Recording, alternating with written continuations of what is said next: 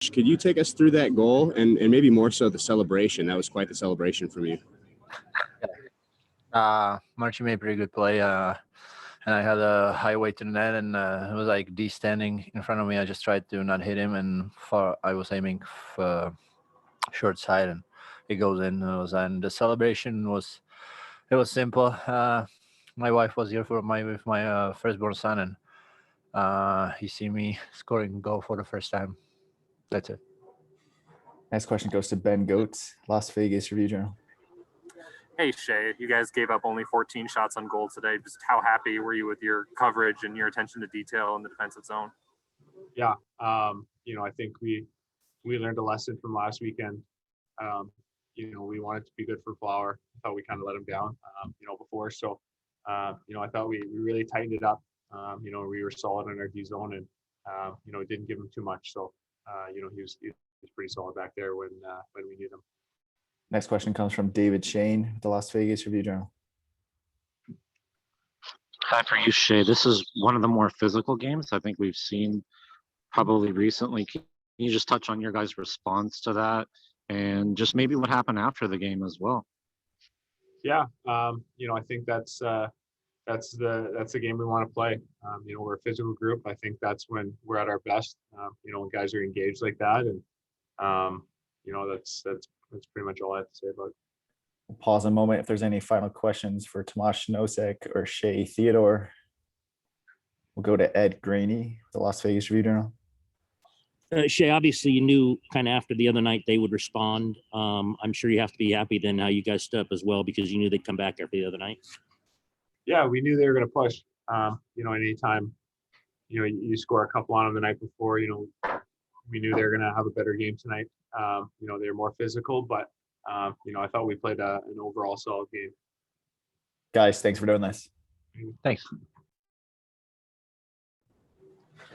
Hey, Marc Andre, I'm sure you would never call a shutout easy, but when you only have to see 14 shots, is it maybe a little bit easier than some others? Yeah, I thought our team played very solid defensively all game long. I think their best chances maybe came early in the first, maybe when they had that power play. But other than that, we shut them down, so well, and got lonely sometimes back there by myself. But it was nice to get the win at the end. Next question today comes from Ben Goetz with the Las Vegas Review Journal. Hey, Jonathan, it seemed like this game was a little chippier, more physical than some of the ones that you guys have had in the past. I guess just what was kind of the mood like on the ice today? It was not too bad, honestly. It was obviously a big hit from Revo in the first period. Got us a lot of momentum, and it was a little chippy. Obviously, they're big games for them, and they're trying to make it to the playoffs. It's unfortunate there at the end there. I don't necessarily like Garland going after Stone there. I don't think it's a good play, and if he wants to do stuff like that, he'll have to take it to the little guy on the other side. So we'll see what happens.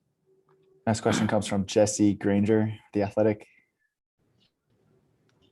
Hey, Jonathan, Tomas Nosek scores the game-winning goal, and afterwards he's waving and blowing kisses to his wife in the stands. Can you talk about what his play has meant to you guys, and also just like Tomas Nosek, the person, and how good he is for the room?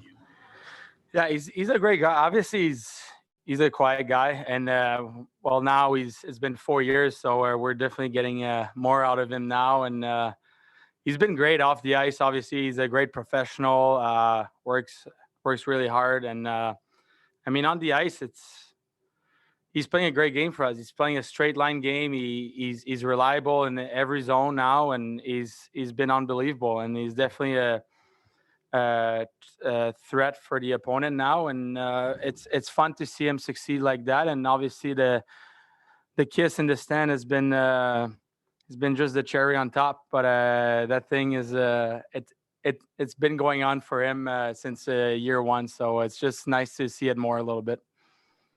Next question comes from David Shane, Las Vegas Review Journal. Hi, from Marc Andre. The last few games, you haven't seen results go your way personally. Did you need to have a game like this? And just the significance of tying Belfort, tying Patrick Waugh as well.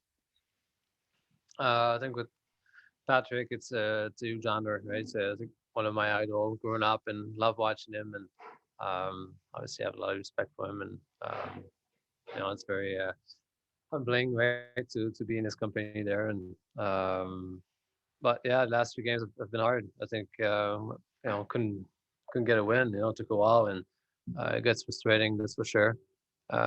Maybe we weren't scoring as much as we used to in those games too, but I didn't make. I think the key saves to keep us in and get us those wins. So I think tonight was a different style of game. Less shots, a little harder mentally, but still feels nice to get the win at the end. That'll conclude Jonathan Marchessault and Marc Andre-Fleury's availability. Guys, thanks. Awesome. Hi, Pete. You said after the last game, despite doing some things really well, that you couldn't really walk out with kind of that feeling of being fully satisfied in the game. I guess when you give up just 14 shots in the game, are you pretty satisfied with that? Yeah, I really liked our detail and our effort tonight, defensively and offensively. I mean, the ones that went in last game early in the game were hitting posts and crossbars tonight. I think we probably hit 4 or 5. I like the fact that we stuck with it. We didn't get away from our game plan. We didn't get impatient and step out of our defensive structure, and just stuck with it.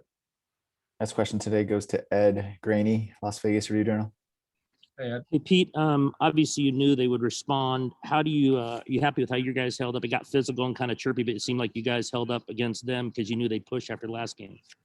Yeah, we knew they'd push, and if you look at the standings, the desperation level of where they're at can't get much higher. I mean, I think they're within a point of being in or out of a playoff spot. So we knew that coming in, and for us, I liked, I thought our desperation level matched theirs.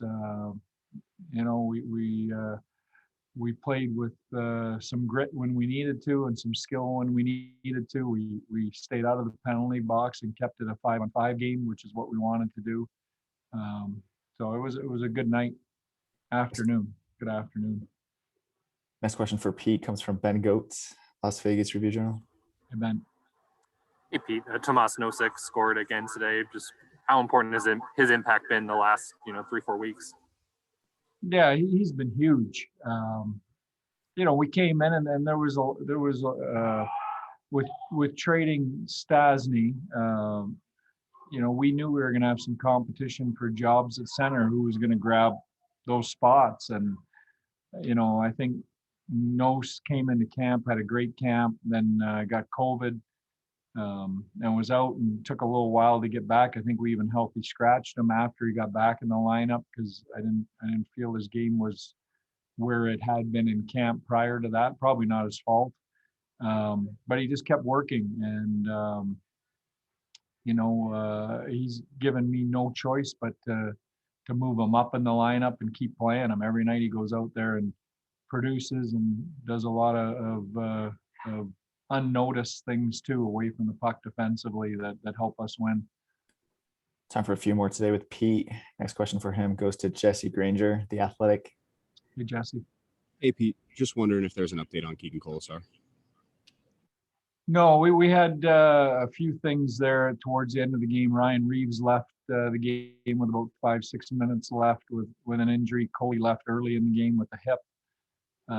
So we've got a few things going on. I don't have injury updates on yet. Next question comes from David Shane, Las Vegas Review-Journal. Hey, David.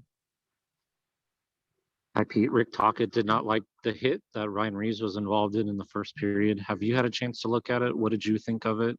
And did you feel like it set a physical tone for the game that you guys responded to?